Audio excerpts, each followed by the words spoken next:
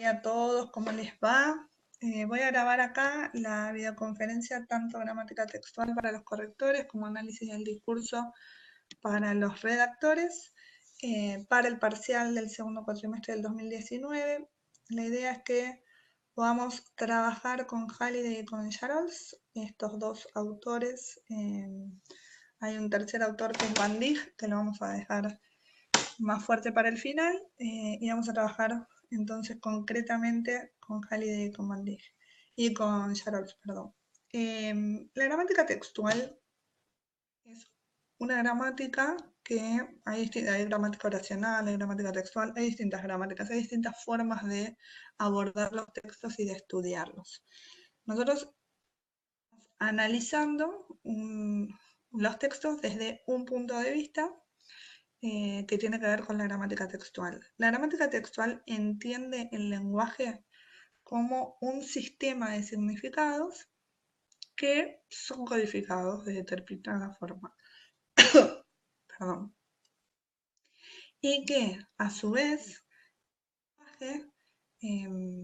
cumple determinadas finalidades. Entonces, este sistema de significados cumple determinadas finalidades, ¿sí?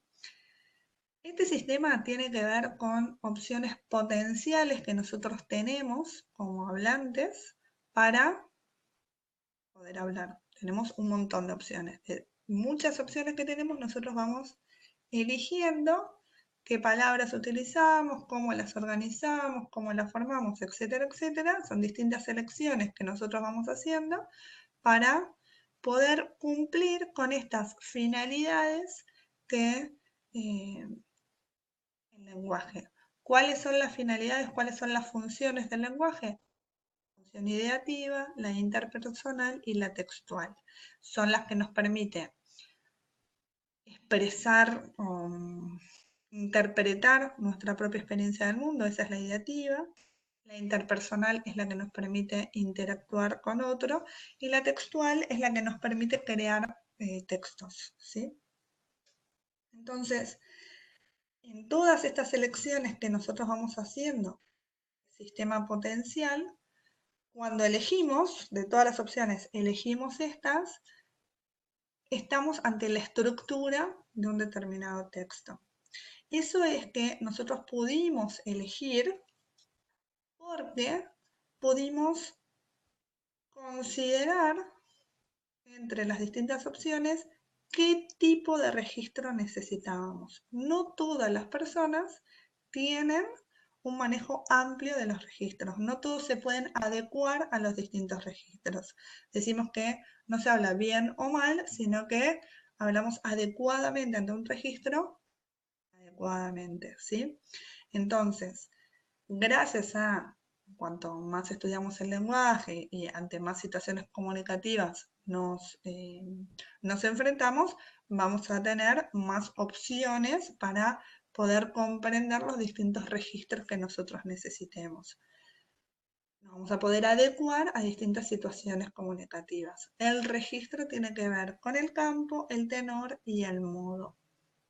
Esto es algo que se desarrolla en corrección de estilo, en otra materia, pero en líneas generales tiene que ver con poder aplicar el vocabulario adecuado, tratar a nuestro interlocutor de un modo adecuado y ordenar nuestra información de modo adecuado, ¿sí? No es lo mismo charlar con mi mamá o con un amigo que con un profesor, que con mi jefe, que con el verdulero o la kiosquera, qué sé yo.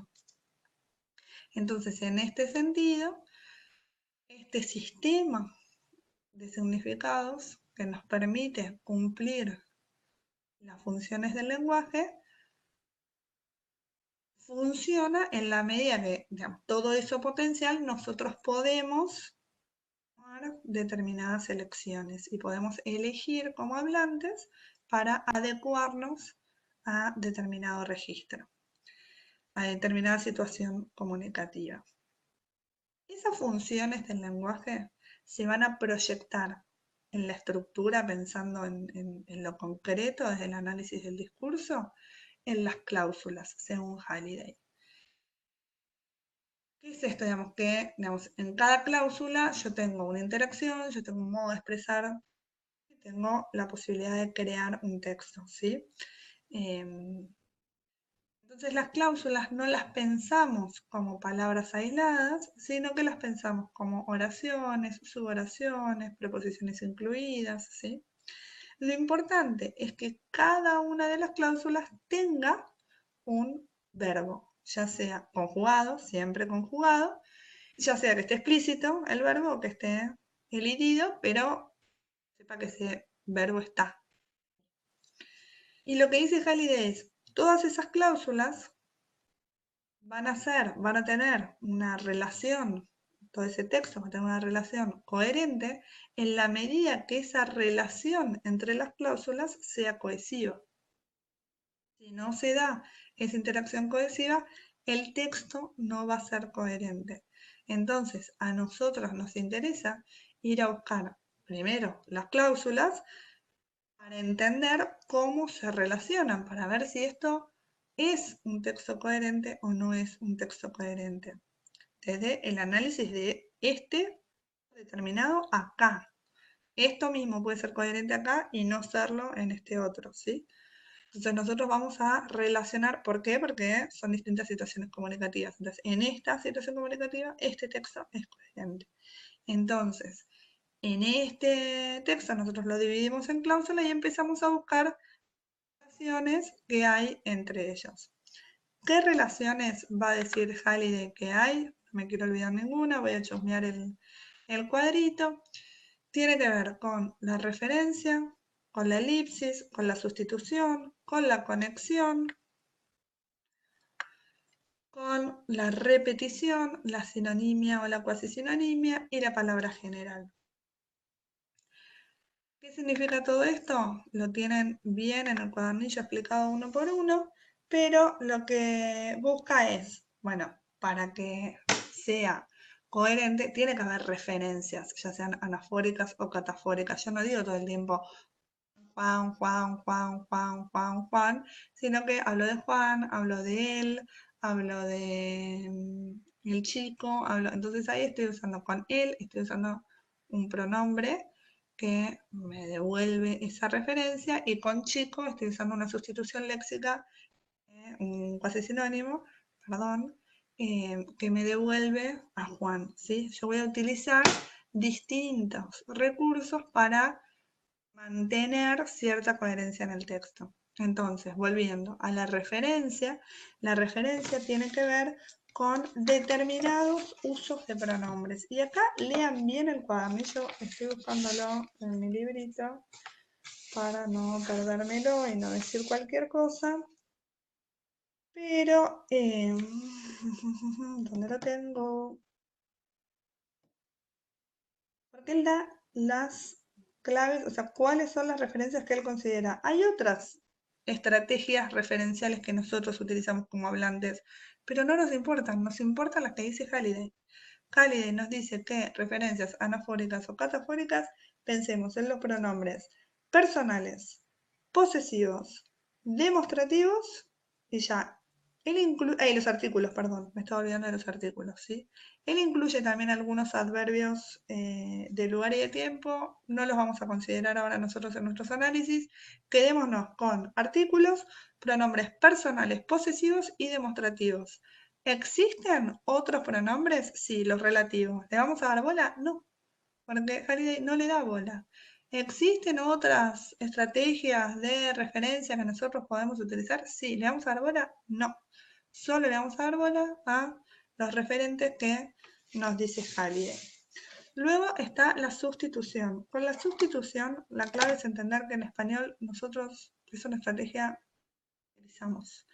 Dentro de esas opciones nosotros no la elegimos, no es propia del español, es más del inglés o de otras lenguas. Hay en el cuadernillo dos ejemplos y esos dos ejemplos son el único modo en que nosotros los podríamos elegir. Entonces, si encontramos ese modo, listo. La verdad es que en el 90% de los textos no va a aparecer la sustitución porque no es lo más general que nosotros hagamos. o en el 80%, no sé, estoy inventando una estadística, pero digo, no se rebusquen en que esto debe ser sustitución, porque vean los ejemplos del cuadernillo y son exactamente esos dos ejemplos. En la elipsis también lo que les pasa mucho es que se pasan para el otro lado, ¿sí? Todo acá quiso decir y no dijo.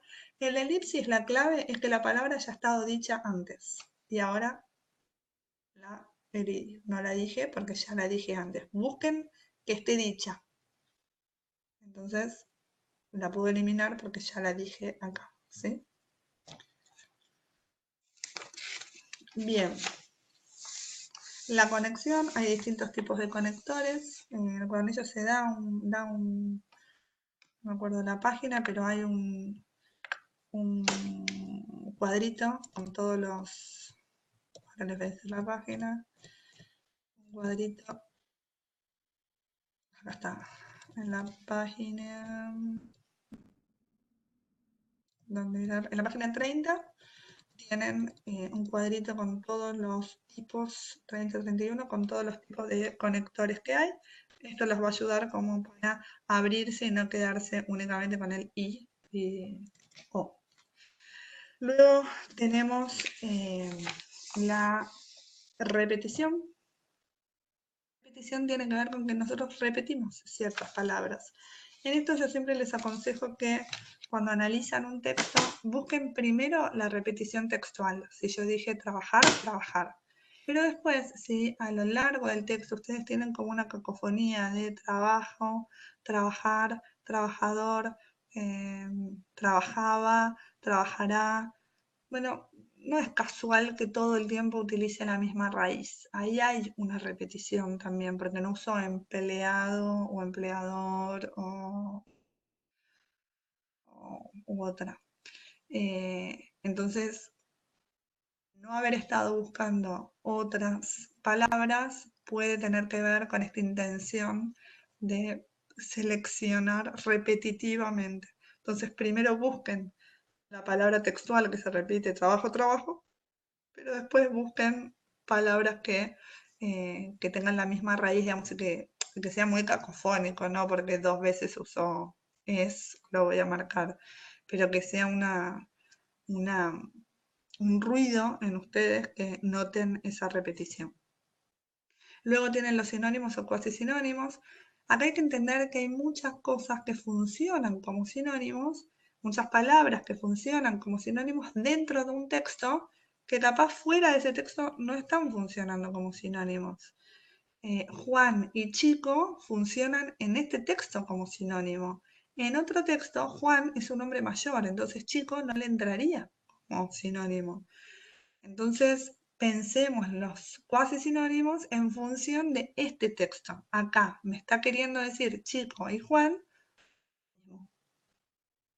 entonces lo marco como un cuasi sinónimo. Luego tenemos la palabra general, que es como una clase general de una particular, ¿sí?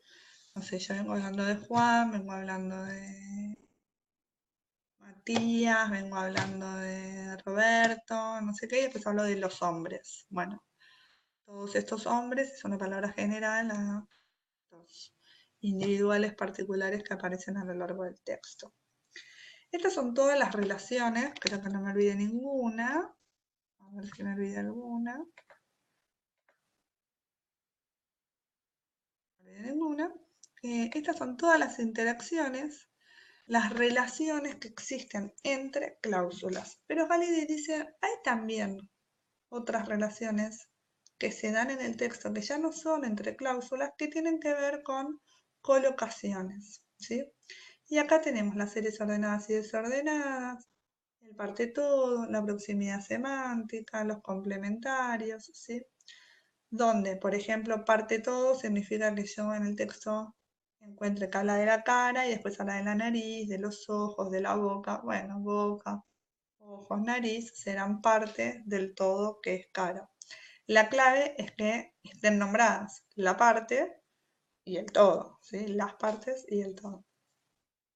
En serie ordenada, cualquier cantidad de elementos que aparezcan, que nosotros como comunidad sepamos que tienen un orden lógico y que todos compartimos ese orden. Los días de la semana, las estaciones del año, los meses, los números ordinales, cardinales, son todos órdenes que todos coincidimos con ese orden. Entonces es una serie ordenada, por más que aparezcan en cualquier orden, ¿sí? Puede decir domingo, martes, pero nosotros sabemos que primero viene el martes y después viene el miércoles. Entonces hay algo de un orden preestablecido que lo compartimos entre todos.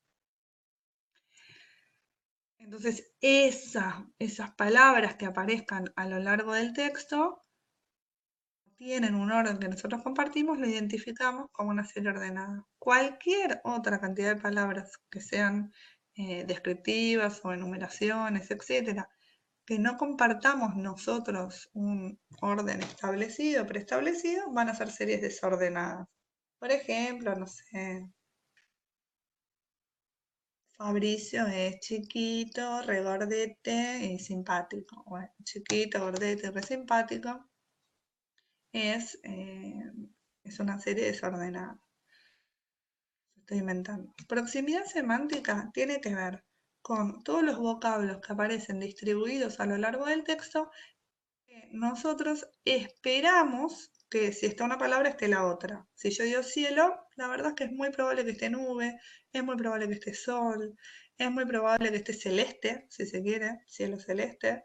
Digamos, hay una cierta cantidad de palabras que son esperables, hay una proximidad semántica. Y los complementarios es fundamental, o los antónimos, fundamental que estén, o opuestos, perdón, es fundamental que estén funcionando como complementarios opuestos en ese texto, ¿sí? Blanco es opuesto a negro, pero si a mí me parece el caballo blanco y una pared negra, y ahí ese negro y ese blanco no están funcionando como opuestos, ¿sí? Entonces, por más que aparezcan, no están funcionando. Entonces, siempre pensar los complementarios y los opuestos en función de ese texto. Con Holiday seguramente haya ejercicios donde ustedes tengan que reconocer distintos recursos o definirlos, hallar alguna colocación. Todavía no definí el parcial, pero va a tener que ver con esa línea, ¿sí? Con Holiday es eso. Seguramente, digamos, como ir haciendo ese repaso, pregunta de verdadero o falso, capaz, respecto de las funciones del lenguaje o en su relación con el registro, ¿sí? O multiple choice, verdadero o falso, o algo pequeño para desarrollar ustedes. Veremos. Y luego tenemos a Charles. Bueno, Charles lo que dice, en este sentido, si pensamos en Halliday, cuanto más recursos haya y más colocaciones haya, más las interacciones. Cuanto más haya, más cohesiones se marcan, con lo cual el texto es coherente. Con lo cual, encontrar muchas relaciones y muchas colocaciones es mejor, es positivo porque claramente más coherente es el texto. Esa cohesión en las interacciones permiten esa coherencia textual. Va a trabajar entonces, cuando trabajemos con Holiday, vamos a trabajar con textos más lindos, más prolijos, porque cuanto más hay, más coherente es. Entonces, por lo general, desde la práctica, para trabajar el análisis de estos textos, trabajamos con textos que tengan mucho para que ustedes vean que cuanto más tiene, por eso. Charles va por textos todo lo contrario. ¿Por qué? Porque él dice, cuantas más violaciones haya a las metareglas que él define, menos es el texto. Entonces, Halliday trabaja con textos divinos y Charles trabaja con textos que suelen ser un desastre. En realidad nosotros, para mostrarlo, trabajamos con textos que son un desastre. ¿Por qué? Porque cuantas más violaciones haya, menos coherente es el texto. Entonces, didácticamente mostrar en Halliday textos prolijitos y en Charolles textos inadecuados, desde el registro y demás, es más didáctico para ustedes poder observarlo y poder dar esos análisis. Entonces, es clave que en cada uno vayamos a unos análisis completos, ¿sí? En Halliday encontrar todas las relaciones que hay y todos los recursos, cuanto más encontramos, más es. Si yo encuentro poquitos, o identifico poquitos, voy a pensar que no es coherente el texto. Y en Charolles lo mismo, cuantas más violaciones yo vea, menos coherente es el texto. Si yo solamente marco poquitos, y bueno, entonces estoy sospechando que es un texto coherente cuando seguramente desde el análisis que nosotros proponemos acá vaya a ser porque queremos encontrar más violaciones para marcar justamente esta ruptura de que cuantas más violaciones a las metareglas haya, menos coherente es el texto. Bueno, entonces Charolles va a hablar de 4 metareglas. La metaregla de repetición, la metaregla de progresión, la metaregla de no contradicción y la metaregla de relación. ¿Qué significa? Y bueno, nosotros repetimos, tienen que aparecer ciertas repeticiones, tiene que haber cierta progresión, el texto tiene que avanzar, no se tiene que contradecir y tiene que estar bien relacionado. Eso es lo que dice Charolles. Si estas cosas no se dan, es que se está violando a esas metareglas, se está irrumpiendo, no nos estamos adecuando a esas metareglas. Dentro de algunas metareglas, él identifica algunos casos, algunos ejemplos, algunos casos.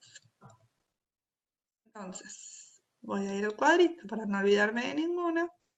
Lo primero, hablar. En la metaregla de repetición va a hablar de la pronominalización como uno de los casos. Es que el pronombre nos permite justamente repetir a la distancia, ¿sí? Como decíamos con Halliday y Juan, y después digo él. Permite usar esto. Pero ahora, si yo digo Juan y después digo ella,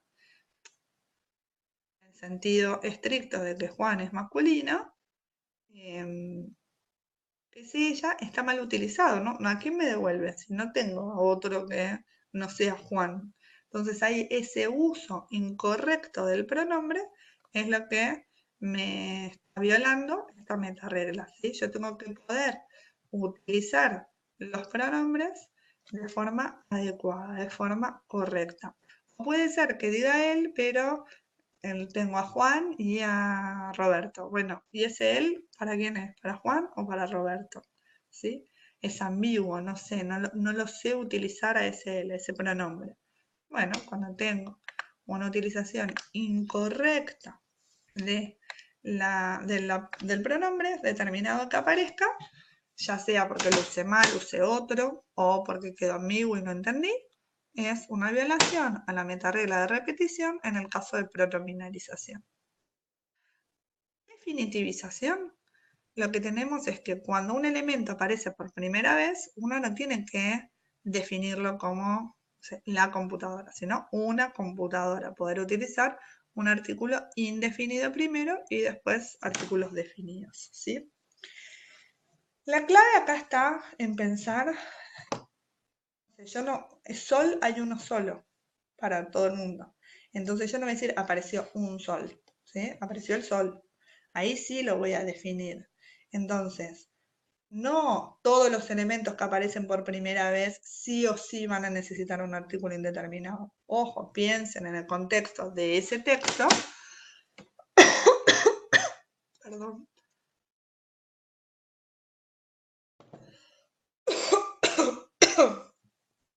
Perdón.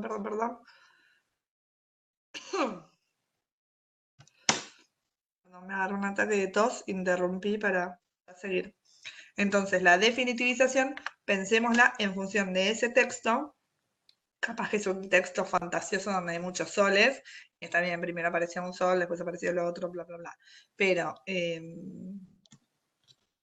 primero apareció un sol verde, después apareció un sol amarillo, qué sé yo.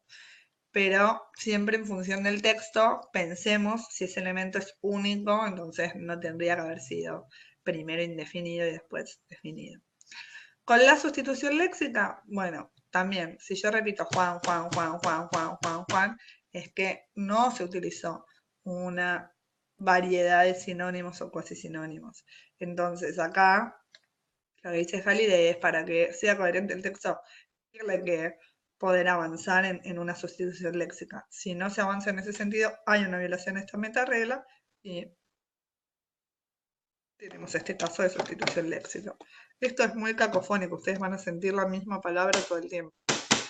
En la relación por inferencia y la recuperación presuposicional, acá hay una línea fina que muchas veces confunde. La recuperación presuposicional es información que el autor no nos está dando, no aparece en el texto, entonces yo no tengo modo de recuperarla. En la reanudación por inferencia no nos la da porque sobreentiende que yo ya la sé por mi cultura general. Entonces, yo puedo apelar a mi cultura general para obtener esa información. Si yo no puedo apelar, es que fue un sobreentendido del autor que yo la iba a tener y no la tengo. En esto doy el ejemplo de si yo les hablo de la Torre de Tandil, los que les gusta el tenis, los argentinos en líneas generales, pero sobre todo los que sean de Tandil, van a saber que hablo del Potro. A quien no le guste el tenis, quien no tenga idea dónde está Tandil, quien demás, no va a saber que la Torre de Tandil es el del Potro. Entonces, esto es una reconoción por diferencia. Si yo hablo de la Torre de Tandil y nunca les explico qué es del Potro, bueno, hay ahí una información que no se dio.